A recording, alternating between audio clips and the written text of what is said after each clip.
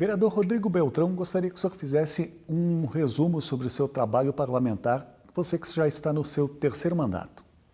Bom, acho importante, para poder fazer um resumo aqui do nosso mandato, tentar identificar em que contexto ocorre a minha posse no terceiro mandato a partir de 2017. Então, eu me elegi em 2008, obtive uma reeleição em 2012 e 2016. Nesse contexto, 2016 para 2017, o que nós verificamos é uma ruptura política institucional do então prefeito eleito, que logo nos seus primeiros movimentos já teve uma das maiores crises institucionais entre prefeito e vice, uma criminalização da Câmara de Vereadores, dos movimentos sociais, e num momento em que Caxias passava por um momento bastante difícil, de crise financeira, grandes necessidades. Então, naquele momento, eu acho importante situar o contexto, nós tivemos algumas iniciativas necessárias no sentido de aprimorar o trabalho legislativo, como, por exemplo, a convocação de secretários municipais aqui no plenário, para que pudessem prestar contas à medida que não havia um fluxo normal entre legislativo e executivo. Nós também buscamos aprimorar através de um projeto de resolução importante que prevê que as indicações enviadas pelos vereadores mereçam um retorno do Poder Executivo. Nós, nessa legislatura, tivemos a felicidade de aprovar um projeto revolucionário, que é a instituição do ensino de Libras na rede municipal de educação. E esse projeto aprovado, ele prevê um tempo de 3 meses de adaptação da rede municipal, o que já está sendo trabalhado nesse momento, aqui na rede de Caxias do Sul, e vai fazer com que, de fato, se promova uma acessibilidade da comunidade surda e a comunidade ouvinte. Então, é uma matéria bastante importante. E depois nós tivemos que assumir a responsabilidade, né, de um conjunto de pedidos de impeachment, foram 7 aqui na casa, de forma inédita, onde culminou pelo impedimento do atual prefeito e a instauração de um novo governo, um governo provisório, mas que tem nesse momento a missão de enfrentar essa pandemia do Covid, enfrentar a enchente que teve, antes disso teve inclusive seca, então é um momento bastante difícil. E a minha postura como vereador tem sido sim de uma autonomia, né, com capacidade, liberdade para poder criticar, denunciar quando for o caso, mas com uma capacidade de diálogo com o Poder Executivo. Tenho entendido, a partir de um amadurecimento político, que o interesse público é resolver as demandas da população. E o vereador é um intercessor perante o Executivo, então há que se ter uma relação harmoniosa, uma relação respeitosa, mas também autônoma, quando necessário, porque muitas vezes os interesses podem haver um certo conflito. E existem matérias aqui na casa, até quero grifar uma delas, que eu acho extremamente importante, que é o projeto que regulamenta o plebiscito, o referendo e a iniciativa popular. Para vocês terem uma ideia, Caxias do Sul nunca realizou um plebiscito ou um referendo. E veja que existem questões que são de um grande impacto, um grande alcance, como, por exemplo, foi no passado a construção dos marrecas, obras, né, de grande porte, ou a própria festa da uva envolvida em polêmicas. Em nenhum momento houve uma consulta à população. Nós não temos cultura política de plebiscito e referendo. Então, para minha felicidade, tem um projeto meu que tramitava desde 2009, que visa regulamentar o plebiscito, o referendo, a iniciativa popular, e agora tem a expectativa de aprovar nessa legislatura, porque é uma lacuna. Há previsão na lei orgânica, mas não há uma regulamentação e ela não é usual. Então, é uma das coisas que eu defendo. Assim como, por exemplo, só fazendo um gancho e voltando ao primeiro ponto, quando eu falava do aprimoramento do trabalho legislativo, eu tenho um projeto de resolução importante que prevê, por exemplo, a participação dos caxienses nas audiências públicas através da internet. Está tramitando, daqui a pouco a gente aprova. Mas veja que esse projeto foi protocolado antes da pandemia e como está atual essa matéria e como dialoga. Assim como também tenho lutado para que ali no Poder Executivo volte a ter mecanismos de participação popular, né, espaços, né, em que as lideranças, seja de bairro, de entidades, possam ter um diálogo com o poder público. Agora, na pandemia, por exemplo, uma coisa que nos preocupa bastante, para além da saúde, que obviamente é sempre o caráter prioritário, defender a vida das pessoas, enfim, é a questão econômica. Então, nós protocolamos junto ao Executivo uma indicação para que se crie uma comissão, um comitê que tenha como pauta exclusiva o fomento e a manutenção dos empregos atualmente. Porque cada vez que há uma onda de desemprego, Isso, obviamente, vai alcançar o poder público através dos seus serviços, seja assistente social, a saúde, que cada vez que um trabalhador é demitido de uma empresa, geralmente existem planos de saúde privados coletivos, esse trabalhador vai acabar vindo para o SUS. Então há um impacto. Quando há uma questão de desemprego, muitas vezes a família vai mudar de moradia, a criança vai ter que mudar a escola. Então tudo a questão da organização das famílias se dá através do emprego. E mesmo que o poder público tenha poucas ferramentas, eu entendo que deve ser uma pauta atual nesse momento e de preocupação do poder público. Vereador, o senhor trocou de partido esse ano. Fale sobre o porquê dessa troca. Olha, eu entendo que existem ciclos e processos históricos. Assim como lá atrás, por exemplo, nós sabemos do legado do trabalhismo, através de João Goulart, Getúlio Vargas, né, toda a defesa da classe popular na esteira dessa ideologia trabalhista. Num passo posterior, na abertura democrática, alguns partidos cumpriram um papel importante naquele processo histórico. E o partido em que eu estava afiliado, o PT, fiquei somado ao partido durante 24 anos, 7 eleições, 3 mandatos, enfim, eu pude buscar dentro de mim, da minha atuação, um amadurecimento do que significa o socialismo. O socialismo, muito para além de uma doutrina, é uma inclinação para a vida, isso dá na forma da política, das ferramentas que a política tem. Não existe um partido ou um movimento social que seja o detentor do monopólio da luta social.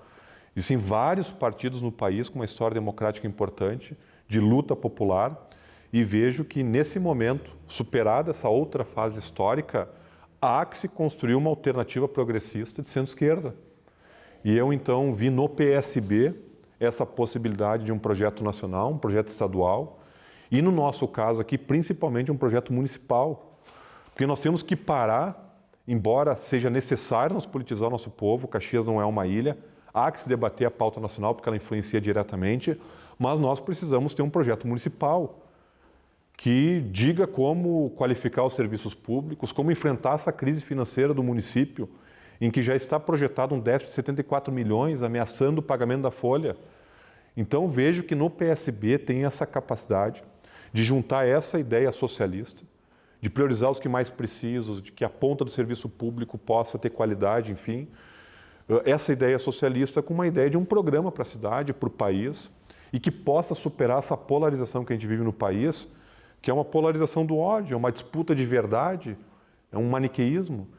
E por isso que, para manter a minha coerência política, hoje estou muito feliz no PSB, formamos a maior bancada aqui na Câmara e certamente a responsabilidade aumenta. Vereador, fale sobre as comissões que o senhor participa. Nessa legislatura, eu sou presidente da Comissão de Ética. Até é importante destacar o trabalho feito ano passado, em que a Comissão de Ética estava com 3 processos parados há meses. Houve uma vacância da presidência e, por conta dos meus pares, fui eleito presidente. Num tempo exíguo de 1 mês, nós demos desfecho para os 3 processos éticos que estavam parados aqui na casa, dando uma resposta para a comunidade. E fui alçado novamente à presidência da Comissão de Ética. Então, hoje sou presidente da Comissão de Ética, sou membro também da Comissão de Educação, Cultura, Esporte e Lazer e da Comissão de Segurança. Inclusive, tenho militado muito na questão da segurança pública. Tem um projeto que também tem expectativa de aprovação, que é do cercamento eletrônico, que prevê que os munícipes que tenham vídeo monitoramento em frente e nas cercanias da sua residência, ao se responsabilizar por compartilhar as mensagens em caso de necessidade com o poder público, tenham desconto no IPTU. É uma ideia de cercamento eletrônico para aumentar a segurança. Temos feito rondas na cidade, vendo a questão da iluminação pública, que nós entendemos como também um aspecto de segurança. E tenho a felicidade de estar na comissão, que está sendo dirigida pela vereadora Paula, com um belo trabalho. Então, nesse ano legislativo, são essas 3 comissões em que eu assumi a titularidade. Vereador, fale como é que é a sua relação com a comunidade. Todos sabem que o vereador não trabalha apenas aqui nas sessões, mas tem um envolvimento comunitário bastante forte. Como é essa sua relação? Eu acho importante, Mauro, essa pergunta e nos dá a possibilidade também para, através dela, dialogar com o nosso povo um pouco acerca do qual é o papel do vereador. O vereador tem 3 funções principais, que é legislar, fiscalizar e, eventualmente, julgar, como foi o caso do impeachment ou, eventualmente, alguma questão ética. Mas é da natureza do vereador representar o povo. Naquela ideia ideal né, de uma polis reunida com seus munícipes, não seria possível reunir 500 mil caxienses, ou 200 mil, 50 mil. Então, há um modelo de representação que é a Câmara de Vereadores com 23. Então, os 23 vereadores representam o povo e muitas vezes aquela demanda do povo que não está sendo ouvida pelo poder público, o vereador ele faz um papel de intercessão, de reivindicação junto ao Poder Executivo. Mas é sempre importante deixar claro que quem executa, quem tem orçamento, quem tem máquinas é a Prefeitura. Mas esse diálogo com a população franco-aberto, desde que eu me elegi pela primeira vez vereador, sempre tive a ideia de um mandato popular. Um mandato que aqui a sua atuação é como uma ideia de um corpo físico, mas que a alma, a animação desse mandato vem de fora. Vem do povo que traz suas demandas, suas ideias, e a partir dela a gente faz o nosso trabalho de representação. Então a gente tem celular à disposição, o próprio acesso da Câmara aqui diretamente, redes sociais, e a gente sempre busca, né, responder à população com transparência. Porque muitas vezes o pedido da população ele não é possível, talvez no momento, ou talvez até legalmente não seja possível.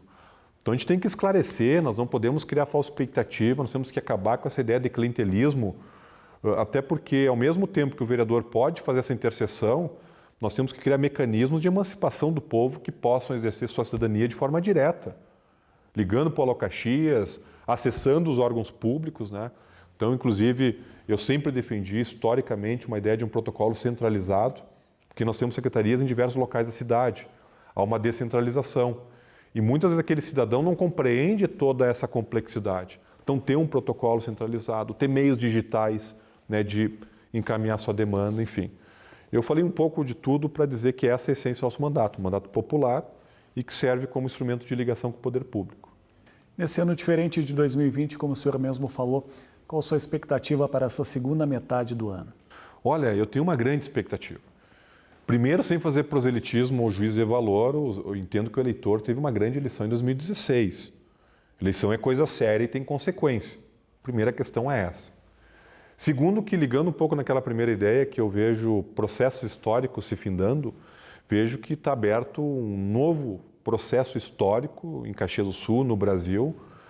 Se vislumbra, por exemplo, uma pulverização de candidaturas sem as tradicionais candidaturas favoritas, ou que arregimentavam muita força, né, política. Então, a minha expectativa é que 2020 ela seja propícia a um debate mais claro das ideias e menos essa força catalisadora, pragmática, que foi um pouco dos processos eleitorais passados. Vejo uma eleição em aberto, uma grande possibilidade do povo, que vem desde 2013 com uma postura bastante crítica em relação à política, às instituições públicas, possam participar, seja como candidato ou exercendo seu papel de eleitor, votando bem. Porque uma coisa que eu sempre defendo, o voto, no dia do voto, o eleitor ele é livre, ele vota em quem quiser. Mas depois de votar, é como se fosse um cheque em branco, porque não existe mecanismos de controle social sobre os eleitos. Mas cada vez mais está lançado o desafio para o nosso povo de votar e acompanhar o trabalho, fiscalizar, sugerir. Muitas vezes existem boas ideias lá no bairro, o povo que vive a vida da nossa cidade, mas se não chegar no parlamentar, o parlamentar ele tem uma visão limitada da coisa. Caxias é muito grande, né? Então, sob esse aspecto, 2020 eu vejo com bastante otimismo.